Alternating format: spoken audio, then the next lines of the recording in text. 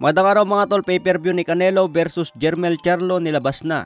Ayon nga po sa report ni Don Rafael mga tol, umabot daw ito sa 650 hanggang 700,000 pay-per-view buys. Ibig sabihin mga tol, matagumpay pa rin ang naging pay-per-view ni Canelo. Yung mga rumors na hindi daw mabenta ang laban ni Canelo nagkamali sila ngayon. Dahil lumagpas pa rin sa kalahating milyon ang pay-per-view. Pero naging mas mataas pa rin yung pay-per-view ni Ryan Garcia at Tank Davis.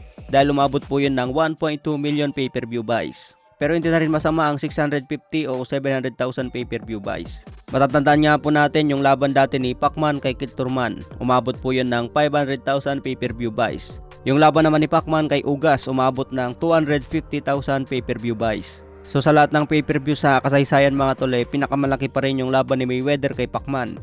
Dahil umabot po yun ng 4.6 million pay-per-view buys. Kaya malaki ang share dito ni Jermell Charlo mga tol.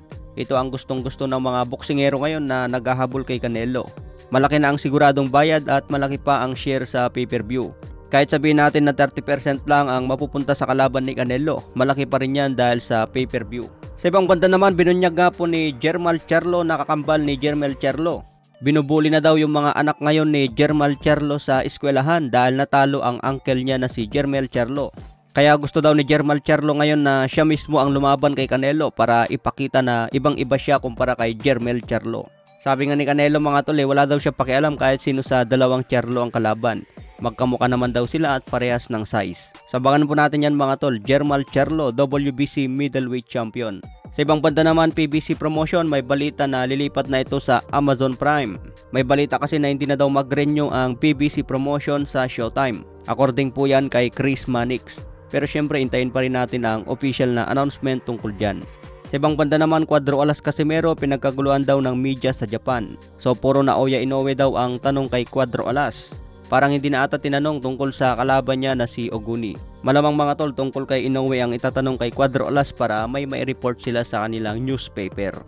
Mas mag-trending kasi kung tungkol kay Inoue ang usapan kumpara sa kalaban niya na si Oguni. So wala pa naman nilabas ngayon kung ano yung mga sinasabi ni Cuadro Alas tungkol kay Monster ng Japan.